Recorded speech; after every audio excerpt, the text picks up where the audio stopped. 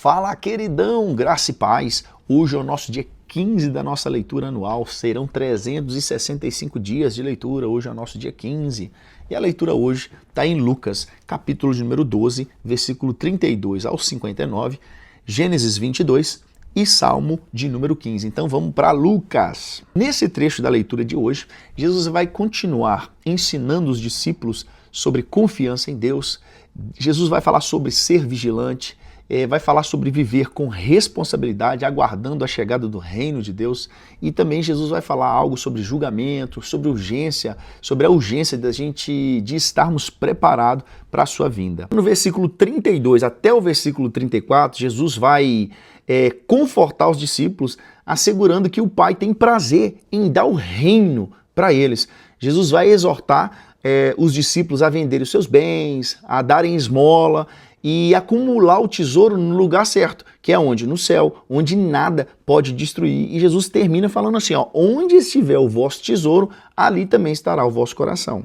Agora, do versículo 35 até o 48, Jesus vai ensinar sobre vigilância e fidelidade. Jesus vai comparar os seus seguidores a servos que estão aguardando a volta do seu Senhor após um banquete de casamento. Então, eles devem estar o quê? Prontos e vigilantes. E Jesus vai fazer um alerta que o Filho do Homem vai vir numa hora onde ninguém está esperando, uma hora inesperada. Jesus também vai falar sobre uma parábola do servo fiel, né? E ele vai ensinar com essa parábola sobre responsabilidade. Jesus vai falar que o servo fiel, ele vai ser recompensado, mas o servo negligente, ele será castigado. E vai ser castigado especialmente se ele conhecia a vontade do seu Senhor e não cumpriu a vontade do seu Senhor, mesmo conhecendo ela.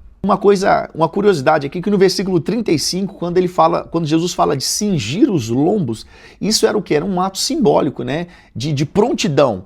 Tipo assim, era o mesmo termo que era usado, por exemplo, que foi usado em Êxodo capítulo 12, versículo 11, quando fala para os israelitas se prepararem para agir rapidamente. Fala assim, ó, cingir os lombos, é tipo o seguinte, ó, pega as suas coisas, as suas mochilas, suas bolsas, coloca nas costas e fica preparado para partir, né? É um ato simbólico de prontidão para fazer algo, né? E quando no versículo 48, quando Jesus fala assim que muito será exigido, esse princípio ele está enfatizando que o maior conhecimento, né, ele vai trazer maior responsabilidade diante de Deus. Então aqueles que conhecem mais serão mais cobrados diante de Deus. Jesus vai falar sobre uma divisão causada por ele, né? No versículo 49 até o 53, Jesus declara que ele veio trazer o quê? Fogo à terra. E esse fogo, ele está ansioso para cumprir isso, né? Jesus fala que está ansioso para cumprir o propósito dele, né? E também Jesus vai falar sobre a divisão dentro das famílias causada por quê? Pela decisão de seguir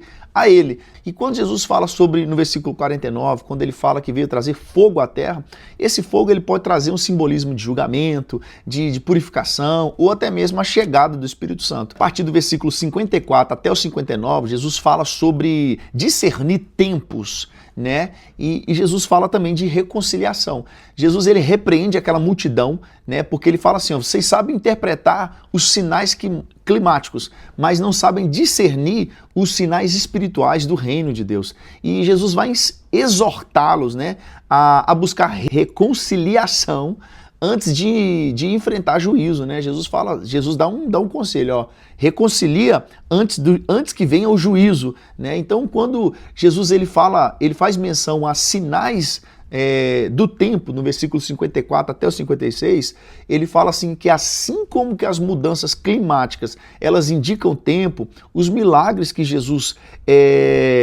promovia, né, os milagres que Jesus fazia, apontavam para o quê? Para a chegada do reino de Deus. E quando Jesus ele faz menção em reconciliar, no versículo 58 e 59, Jesus ele está fazendo uma ilustração, né, que sugere a urgência em fazer as pazes com Deus antes que venha o juízo. Isso nós vamos para Gênesis capítulo número 22. Gênesis 22 é um dos capítulos mais marcantes de toda a Bíblia Sagrada, querido. E a gente vê aqui que Deus faz um teste com Abraão. Deus ordena que Abraão ofereça Isaac, o filho da promessa, como sacrifício, né? Este evento vai destacar a obediência de Abraão e vai apontar profeticamente para o sacrifício de Jesus. Então, no versículo 1 e 2, inicia aqui um teste terrível que Deus fez com Abraão, né? Porque Deus chama Abraão e pede para que ele sacrifique Isaac como uma oferta a ele no Monte Moriá. E esse é um teste de obediência e fé, né, que Deus está fazendo com Abraão, mas Abraão, ele não hesita em cumprir esse, vamos assim dizer, esse teste de Deus. Deus fala assim, toma o seu filho, o seu único filho, e oferece ele para mim em holocausto, sobre uma montanha que eu vou te mostrar. Isso aqui está fazendo, a gente pode até lembrar de Gênesis capítulo 12, versículo 1, onde Deus fala assim, sai da tua terra, do meio da tua parentela e vai para uma terra que eu vou te mostrar. Aqui agora Deus está falando com Abraão assim, ó, pega o seu filho e oferece para mim em holocausto numa montanha que eu vou te mostrar, né? Então, quando Deus está falando, no versículo 2, uma curiosidade, né, é que no Monte Moriá, né, esse local ele é identificado, né, como o futuro lugar onde o Templo de Salomão ele foi construído. A gente vai ver isso em 2 Crônicas, capítulo 3, versículo 1. E provavelmente também essa região é a mesma região onde Jesus foi crucificado. E quando a gente fala sobre, quando a gente vê no versículo 2 que Deus pede o único filho a Abraão, né, embora Isaac não era um único filho, porque tinha também Ismael, né, então por que Isaac é chamado do filho único? Porque ele é de fato o filho da promessa. Então, a partir do versículo 3 até o versículo 8, Abraão ele sai, ele parte cedo com Isaac e com dois outros servos junto com ele, e a Bíblia vai dizer que foi um tempo de 3 dias de viagem até ele chegar no lugar onde Deus diz para ele, é aqui. Cara, imagina, 3 dias de viagem, Abraão caminhando com Isaac, 3 dias, e Deus tinha pedido o seu filho. O que passava na mente de Abraão durante 3 dias de viagem? Ele caminhando do lado do seu filho e 2 outros servos, sabendo que Deus tinha acabado de pedir Isaac. Eu acho que esse 3 dias de viagem não foi fácil para Abraão, não. Mas algo top que a gente tem que entender aqui é no versículo 5. Esse versículo é um dos mais importantes dessa passagem, porque Abraão fala assim, ó, e disse Abraão aos seus moços, ficai-vos aqui com o jumento, eu e o moço iremos até ali, e havendo adorado, voltaremos nós a vós. Abraão já falou assim com os caras assim, ó, eu vou ali adorar, eu e o menino, e quando a gente terminar, nós voltaremos. Abraão não é o pai da fé à toa, não. Ele já tinha fé naquilo que Deus iria fazer. Deus tinha acabado de pedir o seu filho, mas ele fala assim, não, depois de adorar, nós vamos voltar junto. É isso que ele está falando para os servos. 2 saem, Abraão e o seu filho Isaac, né, e estava tudo preparado. Aí Isaac fala assim, pai, eu tô vendo aqui o fogo e a lenha, né, mas e o cordeiro? Cadê o cordeiro para a gente oferecer o holocausto? Isaac sabia o que estava pegando aqui, ele começou a identificar o ambiente, ele falou assim, nós estamos aqui com fogo e lenha, mas eu não estou vendo o cordeiro, onde está? Aí Abraão, mais uma vez, ele mostra o porquê que ele era o pai da fé. Né? Abraão fala assim, Deus vai prover um cordeiro para si.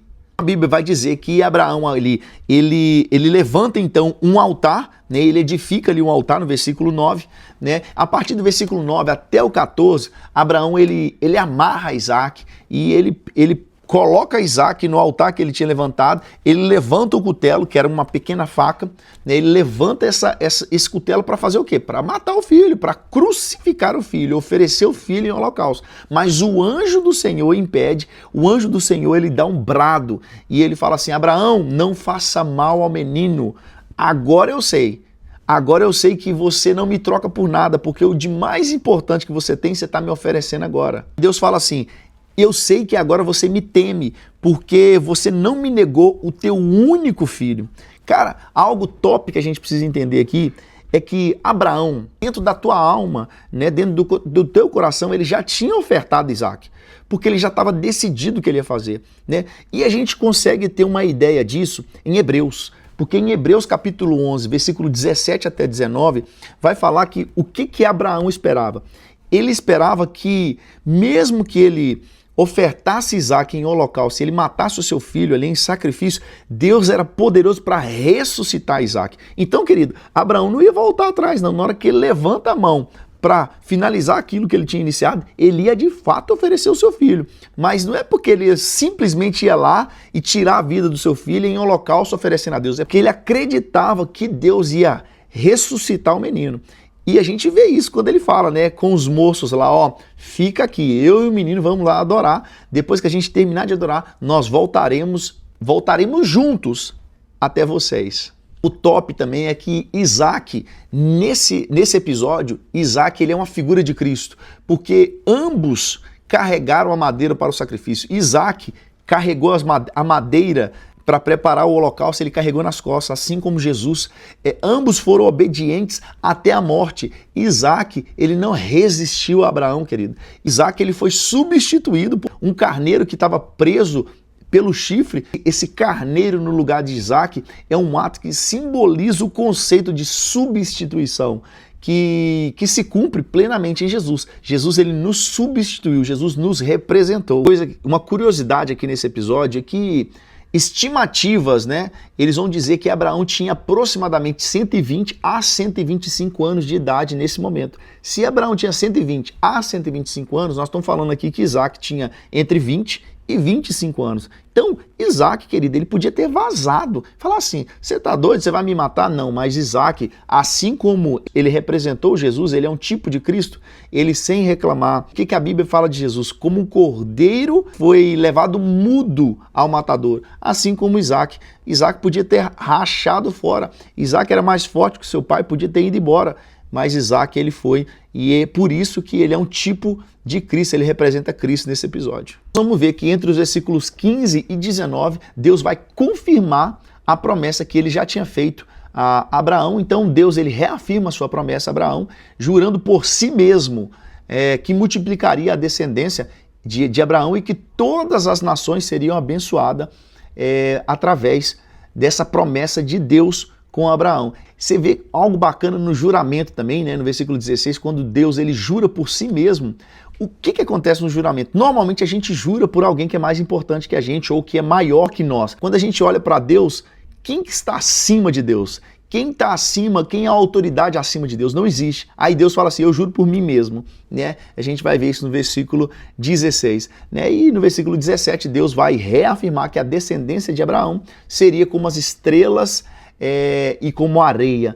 Do versículo 20 até o versículo 4, vai falar uma narrativa aqui que vai mostrar o quê? Vai mencionar a família de Naor, que era irmão de Abraão, que inclui Betuel, que era o pai de quem? Pai de Rebeca.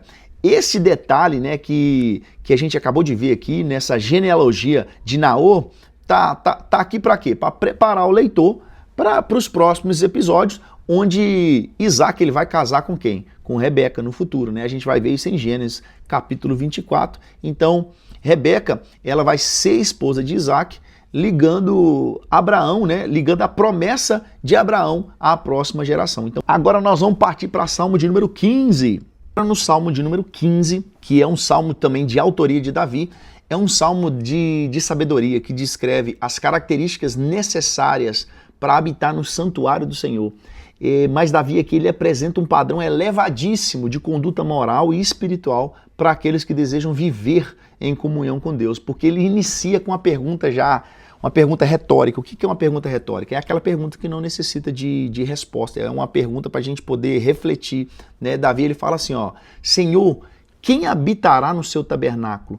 Quem morará no teu santo monte? E a gente vê que a partir do verso 2 até o verso 5, a primeira parte do verso 5, Davi, ele vem dar as características dessa pergunta que ele acabou de fazer. Quem é que tem condição? Quais as características desse justo? Né? Então Davi, ele faz uma lista de qualidades, né? Que é necessário para aqueles que querem estar na presença de Deus. Então ele fala de integridade e de justiça, porque ele fala assim, aquele que anda retamente, aquele que pratica a justiça, aquele que fala a verdade no coração, aquele que controla a língua, né, que não difama, aquele que não faz mau uso, né, da língua, né, que não espalha calúnia. Ele vai falar assim, aquele que rejeita o mal, aquele que honra o bem, aquele que despreza o que é vil, mas honra aqueles que temem ao Senhor. Ele vai também dizer aqueles que têm compromisso e que são honestos, porque Davi, ele fala assim, aquele que cumpre o que promete, esse é digno, o que cumpre o que promete, mesmo que ele tenha prejuízo e ele não empresta dinheiro com usura, nem aceita suborno contra o inocente. Então isso são características das pessoas que querem estar diante de Deus. Quando fala assim, não empresta dinheiro com usura, no contexto judaico, né, emprestar com juros altos e as pessoas necessitadas, isso era proibido. E nós vamos ver isso em Êxodo, por exemplo, capítulo 22, versículo 25. É o tal do agiota, mas que era emprestar com juros altos a pessoas que estavam necessitadas, né? Isso é emprestar dinheiro com usura. Aí, Davi ele vai finalizar aqui no verso 5, a parte final do verso 5, ele conclui com uma promessa, porque ele fala assim, ó, quem assim procede, ou seja, porque ele tinha feito a pergunta lá em cima, aí ele vem com a característica de todos aqueles que querem habitar diante de Deus e ele termina falando assim, ó, quem assim procede nunca será abalado. Isso indica que aqueles que vivem em obediência e comunhão com Deus, né, eles têm segurança e estabilidade espiritual, vamos assim dizer, porque quando Davi fala assim, nunca será abalado, isso está refletindo a ideia de firmeza com Deus diante das dificuldades, diante dos desafios, né? É uma bênção divina para aqueles que vivem de acordo com a vontade de Deus. Então Davi, ele finaliza, quem assim procede nunca, querido, será abalado. Então essa foi a nossa leitura de hoje. Amanhã nos vemos no nosso dia 16. Só vem!